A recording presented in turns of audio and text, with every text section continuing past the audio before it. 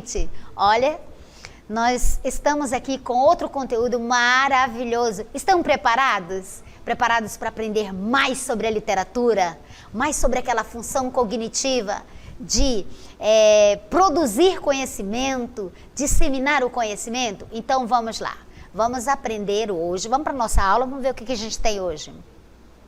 Nós temos aí a nossa aula 14, cujo objeto de conhecimento é o seguinte: estilos de época nas literaturas brasileira e portuguesa, suas características, influências e seus respectivos contextos históricos. Como eu expliquei para você, né? A literatura ela surge de um contexto. Detalhamento da nossa aula. Identificação e assimilação de rupturas e permanências na constituição da literatura brasileira, historicamente construída, percebendo as influências dos modelos ocidentais, com destaque para a literatura portuguesa, a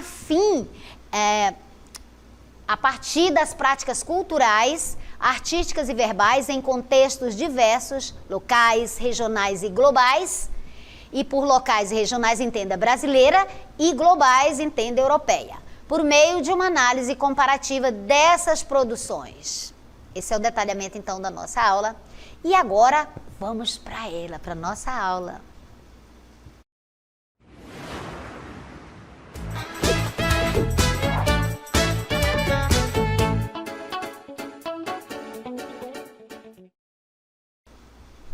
Viajei de novo. Olha onde eu estou, gente. Estou aqui. Estou de volta para a Idade Média. Eu estou neste castelo. Que lindo, né? Eu gosto dessa coisa glamurosa, assim. Olha as pessoas que estão aí, gente. Olha como elas estão vestidas. Vocês reconhecem, então, esta época, esta arquitetura, né? E já sabem que pertence à Idade Média. Mas qual parte da Idade Média? Vamos então entender esse momento da Idade Média em que surge um outro momento literário, um outro estilo literário. Vamos lá. Olha aí. Nós temos então, neste momento, o humanismo. Você já ouviu essa palavra, essa expressão, humanismo? Já? Se não ouviu, vai compreender tudo agora. O que é o humanismo? O que constitui o humanismo? Então, o humanismo foi um movimento artístico e intelectual. Veja, duas naturezas, artístico e intelectual. Que ele surge na Itália no final da Idade Média, ali, final da Idade Média, século XIV para o século XV. Ele surge onde? Na Itália. Surge na Itália, já é no final da Idade Média, né? E é esse movimento intelectual e artístico, portanto, literário. Muito bem. E ele advém do Renascimento. Lembra que a Europa está passando, nesse momento, né, pelo renascimento cultural. Então, esse movimento, o humanismo, ele surge daí, desse outro movimento chamado Renascimento. E ele se espalha, ele se desenvolve por toda a Europa também, né? Na sua plena maturidade, ele alcança exatamente no Renascimento e se espalha por toda a Europa. O foco, né? A ênfase dos humanistas era o quê? Era o ser humano. Vamos traçar um paralelo aqui, meus queridos. No trovadorismo, qual era o foco? Era Deus no centro de tudo, correto? Agora, no humanismo, né?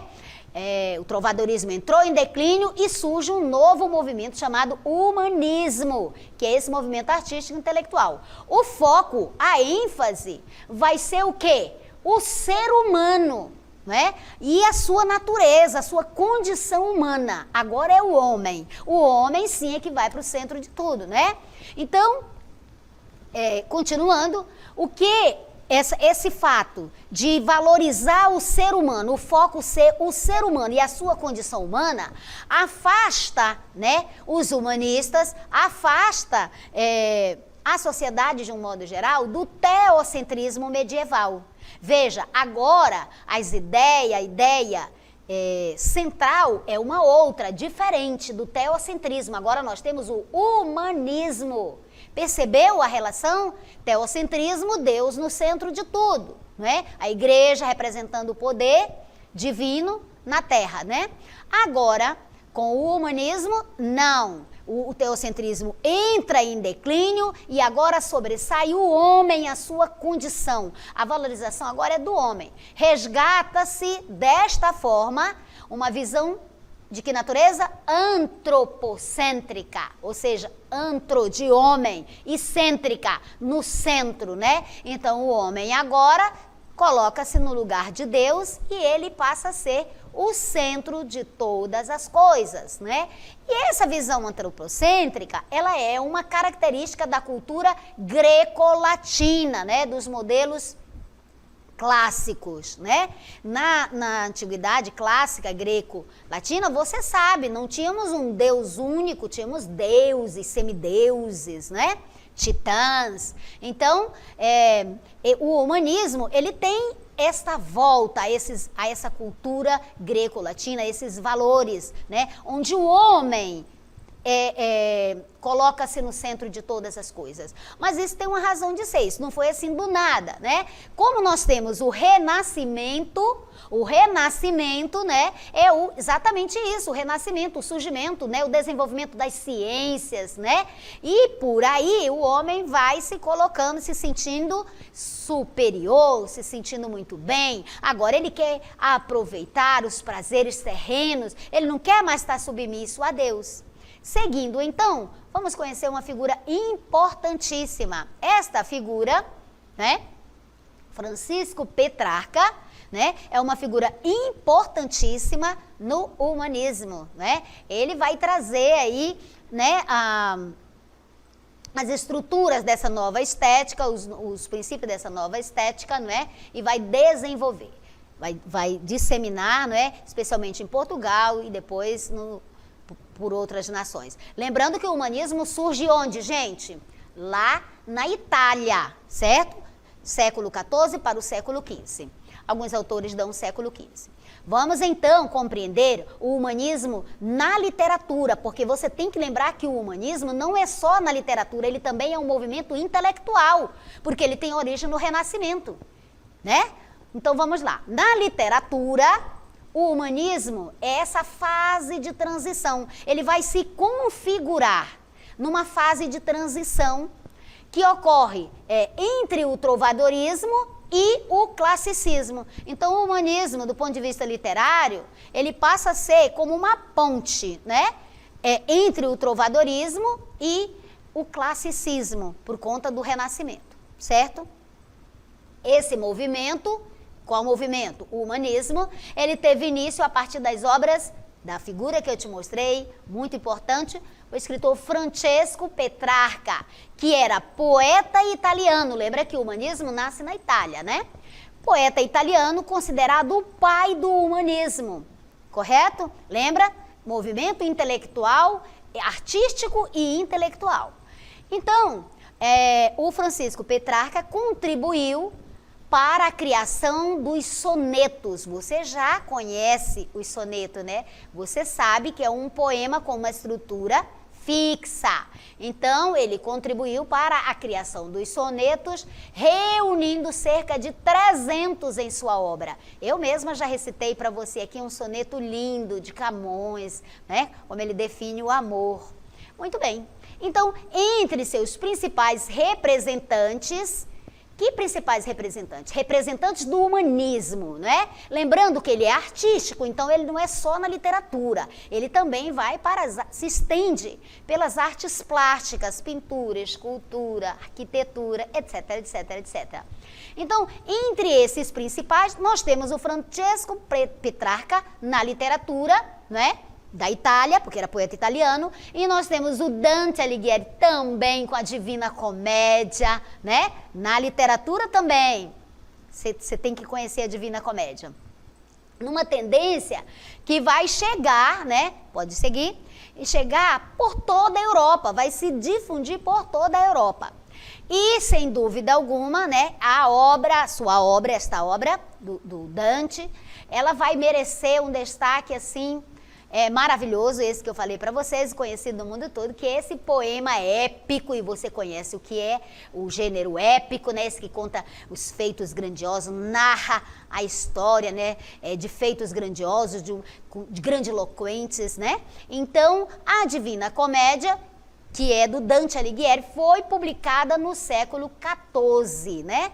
Então, lembra? Situamos aí, então, o humanismo. Vamos conhecer outros escritores, além do Francesco Petrarca e do Dante Alighieri. Olha aí, nós temos o escritor neerlandês Erasmo de Roterdã, com uma obra conhecida em nível europeu e por todo o mundo, né? O poeta Giovanni Boccaccio, muito bem. Seguindo, nós temos o poeta francês, né? O humanista francês, que é Michel de Montaigne. E também os escritores, vamos falar bastante deles, entender um pouco melhor, os escritores portugueses Gil Vicente e Fernão Lopes. Esses são muito significativos, muito importantes para a literatura portuguesa.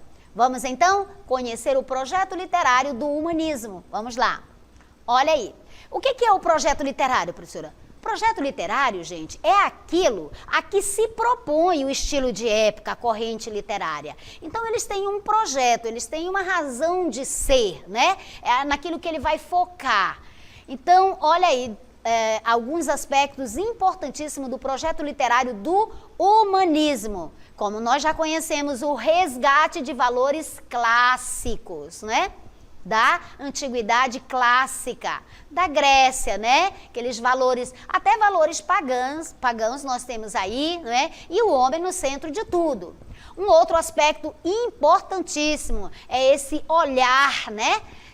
Este foco de modo racional para o mundo. Por quê racional?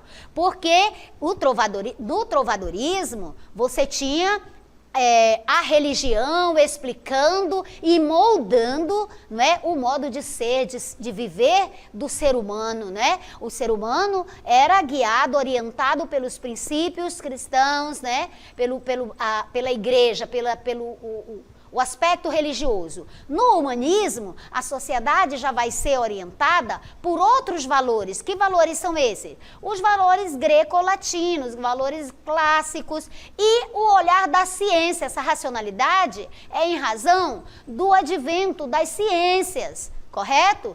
Com o desenvolvimento, né, com o renascimento, o renascer das artes, da ciência, da cultura humana. Muito bem. Seguindo, então, nós temos aí agora as características. O que vai caracterizar o humanismo? Observe esta figura, né? Essa figura é muito conhecida, provavelmente você já viu esse desenho, né? Esse é o desenho chamado O Homem Vitruviano, né? De Leonardo da Vinci. Leonardo da Vinci, o grande expoente do humanismo e também do classicismo, não é? E aí você percebe, uma leitura de imagem, que o homem está no centro de um círculo, né? Olha aí, de um círculo, simbolizando exatamente que agora não é mais Deus, não é mais a igreja, né? O poder supremo agora é o homem, que o homem se libertou das suas crenças, dos valores da religiosidade, e agora, por conta das descobertas, da ciência, do desenvolvimento das ciências, não só mas das ciências, por conta do renascimento, então o homem agora se sente poderoso. E o que é valorizado agora? Né? A sua condição humana, né? A figura humana é muito valorizada. Então, nós vamos ter pintores, não é, retratando a figura humana. Ela passa a ser um modelo de beleza, de tudo, né? O homem no centro de tudo. Daí nós temos aqui, né, teocentrismo versus antropocentrismo. Também nós vamos ter a separação, é uma outra característica, a separação entre a música e a poesia. Você lembra que no trovadorismo, nas cantigas líricas, que são as de amor e as de amigo, e as cantigas satíricas, as cantigas de maldizer, né, e as cantigas de escárnio.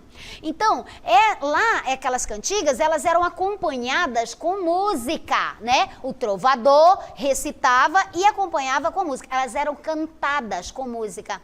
Aqui no humanismo, uma das características vai ser, e bem marcante, vai ser essa separação.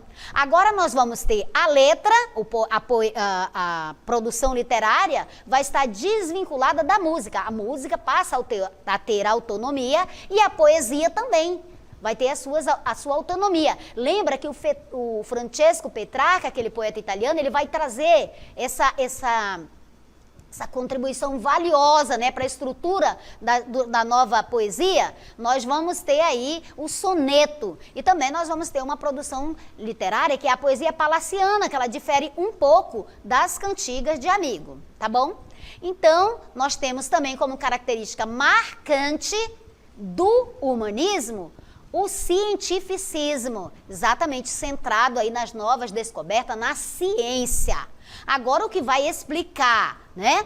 A natureza, o ser humano, a sociedade, enfim, a realidade será explicada pela ciência, não mais pela igreja, não mais pelos dogmas, não mais pela crença. Certo? Então agora olha-se para a ciência. É por isso que o homem se coloca no centro de tudo, porque ele está encontrando, por intermédio da ciência, respostas para muitas, né, das suas questões, dos seus dramas, da sua vivência. Algumas coisas estão sendo respondidas, mas muitas questões ficarão sem resposta, não é? Seguindo. Outras características, descrição da figura humana, como eu já falei para você, já mostrei, né? Olha aí, descrição da figura humana, inclusive da mulher, né? Com expressões, com detalhes, com proporções, né? A figura humana agora é muito valorizada, a condição humana como um todo é valorizada. Outra característica sumamente importante, né, é a descoberta da natureza, dos campos, das florestas, das montanhas, né, que agora, no humanismo, eles são tidos, considerados como refúgios para as mágoas de amor. Lembra que lá no trovadorismo tem as cantigas de amigo, onde a donzela, né, se queixa para as flores, né, para o rio, para a natureza, mas aqui há uma ênfase, né, a uma outra maneira de se ver, né, e está relacionada às ciências, também às descobertas da ciência, mas, né, também com esse viés para o amor, para os sentimentos.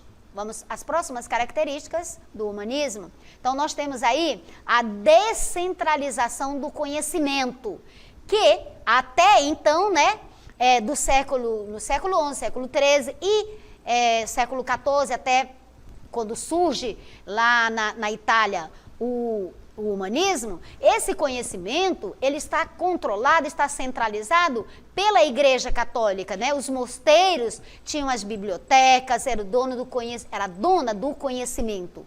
No humanismo, né? Ali no século XIV, não, o conhecimento é descentralizado, né? Ele deixa de pertencer única e exclusivamente aos mosteiros, à igreja, e ele se difunde, né? Nós temos então aí, como outra característica, o apoio aos valores cristãos e medievais, né? Porque, preste atenção, não é porque surge o humanismo que literalmente saem completamente todos os valores. Não. Lembra que o humanismo, ele representa uma ponte, uma transição. Então, é claro que ainda convivem alguns aspectos, algumas características do medievalismo, do teocentrismo, do trovadorismo, correto? Especialmente ainda na poesia. A poesia palaciana já é diferente, mas ainda guarda algumas poucas características do trovadorismo. Seguindo, vamos ver as principais, né, produções literárias. Nós temos, quais são as principais produções literárias? O que se produz no humanismo? Nós temos a poesia humanista. A poesia humanista, ela possuía as mesmas características da cantiga trovadoresca. Agora, olha aí uma característica fundamental.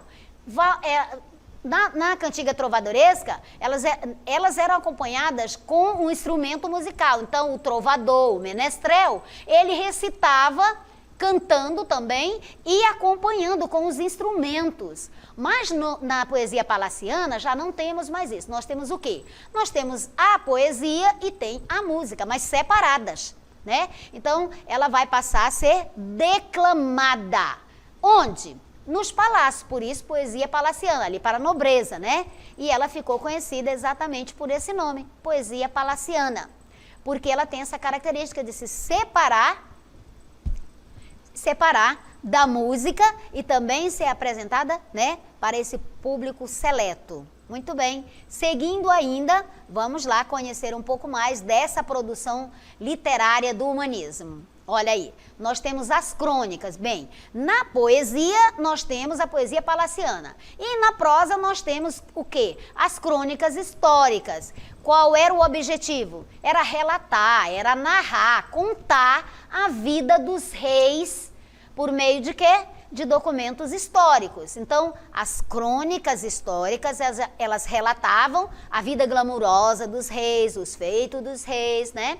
Então, houve aí, por conta disso, uma busca do rigor, né? A linguagem, ela passa a ser objetiva, né?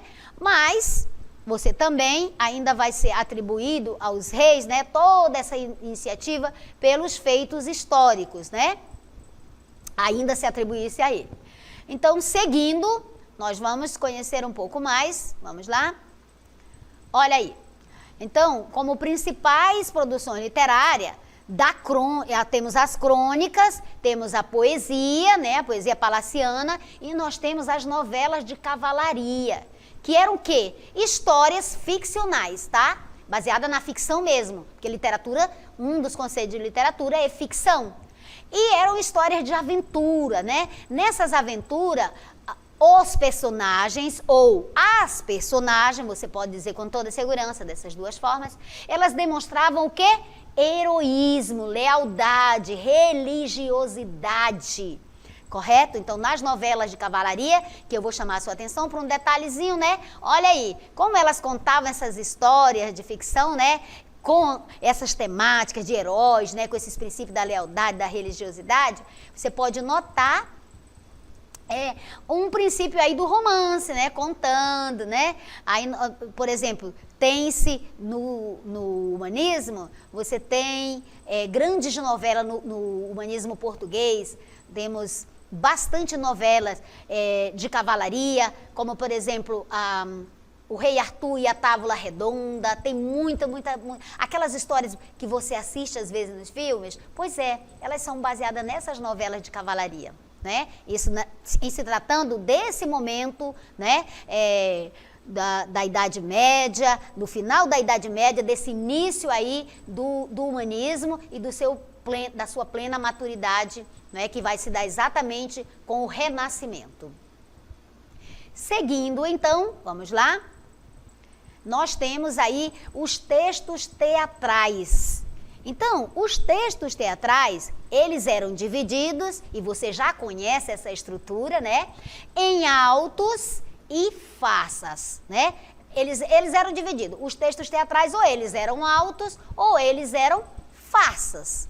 Então, os autos, em que consistiam os autos? Os autos, então, eram peças teatrais, peças curtas, né, de um ato só, você aprendeu isso, e eles retratavam especialmente cenas bíblicas. Nós ainda temos aí, lembra, o humanismo representa, do ponto de vista da literatura, no aspecto literário, essa ponte, né? Essa transição entre o teocentrismo e o classicismo, entre, né, o trovadorismo e o classicismo. O trovadorismo e o classicismo são duas correntes literárias. E as farsas, gente? Então, os textos teatrais eram de duas categorias, os autos e as farsas. Então, as farsas, elas tematizavam o quê? Aspectos do cotidiano da sociedade, da vida, né? Da época, ou seja, desse momento do século XIV. E elas tinham, né, uma natureza cômica, humorística, exagerada, né? Para retratar o quê? determinados personagens, determinados tipos de personagem e costumes dessa sociedade, né? Olha aí, o teatro, né, que vocês já sabem, os textos teatrais, eles são escritos para serem representados. Então, nós tínhamos esses tipos de texto de duas naturezas, as farsas e os autos. Seguindo, nós temos, né, a poesia palaciana, que já falamos bastante dela, né? Mas vamos ainda compreender um pouco mais. Essas composições, elas eram coletivas e elas eram produzidas para ser apresentada, né? Onde? Nos serões. Você conhece a palavra serões? No interior, né? Lá no Nordeste se fala muito, né? Do serão, fazer serão. Então, é um costume para você ver, viu, gente? Como o trovadorismo, o humanismo, enfim, os estilos de época, as correntes literárias europeias têm influência na nossa sociedade, nos nossos costumes, né? Nas nossas tradições. Então, a poesia palaciana, ela era exatamente produzida para servir de entretenimento à nobreza e era exatamente apresentada lá no Paço Real. Lembrando que não tem mais a música, é a declamação, né? Diante da corte lá, dos nobres. Esses poemas, os poemas palacianos, eles apresentaram muitas inovações em relação ao trovadorismo, né? Apresentaram muitas novidades, né, em relação à métrica, principalmente em se tratando da temática amorosa. Lembra que lá no trovadorismo, as cantigas de amor, elas relatavam aquele amor do cavalheiro pela dama inatingível, né? Era um amor platônico. Então, na poesia palaciana, que agora vai ser declamada sem música, lá no Paço, né? No Paço Real, nos serões do palácio, para ser apreciada pela nobreza, agora ela vai ser apresentada, né? O amor aí vai ser retratado de forma menos idealizada. O que eu entendo aí? Eu entendo que ele vai ser mais real, né? Essa dama já não vai ser inatingível. Então, esses poemas da poesia palaciana, né? Essa poesia palaciana, eles foram reunidos, eles foram compilados pelo poeta Garcia de Rezende num volume único, que é chamado O Cancioneiro Geral. E quando eles foram reunidos? Em 1518. Vamos seguindo aí, para a gente entender um pouco mais. Muito bem. Agora nós temos Gil Vicente, né? Então, Gil Vicente, né, é aquele que introduz o teatro em Portugal. Característica da produção literária do teatro de Gil Vicente. Gil Vicente, ele vai retratar a sociedade portuguesa assim sem dó. Ele não poupa ninguém, certo? Tanto faz ser padre, tanto faz ser nobre, quem quer que seja, ele vai retratar da forma mais real possível, né? O teatro de costumes, né? As peças, né? Os autos deles, as farsas, vai retratar isso. Vai fazer uma crítica ferrenha, uma crítica ácida à sociedade, né? Que aparentava uma coisa, mas na realidade era outra, né? Outra característica importante é que o teatro vicentino, ele tem caráter universal, né? Essa temática ainda é possível servir para os nossos dias, é algo do ser humano, né? Inerente ao ser humano. Influência do antropocentrismo. Gil Vicente sofre influência, né? Dessa nova visão do homem como centro de tudo, o homem e sua condição humana que é valorizada, né? Nesse contexto do Renascimento, que é onde surge o humanismo, né? O humanismo surge no contexto do Renascimento, desse renascer, desse ressurgir das ciências, das artes, das letras, né?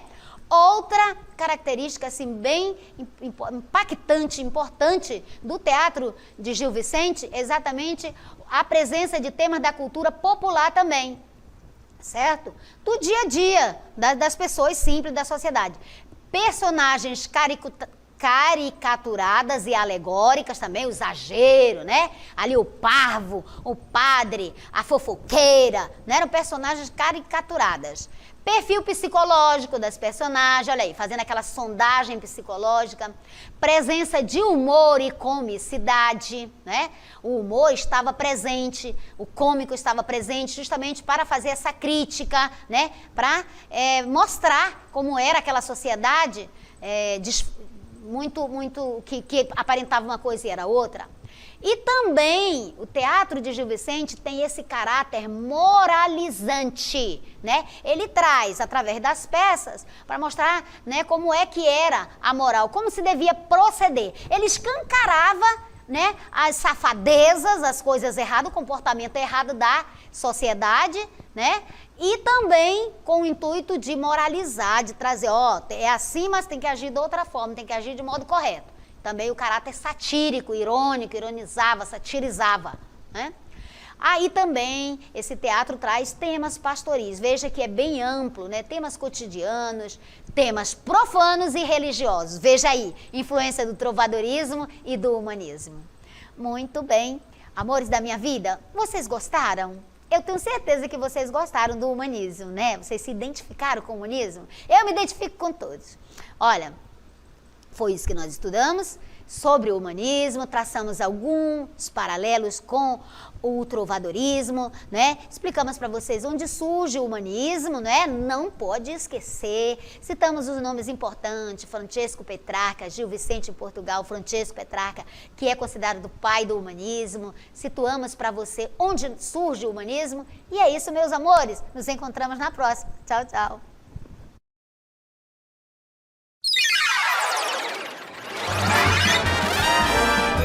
A sua aula continua no próximo vídeo.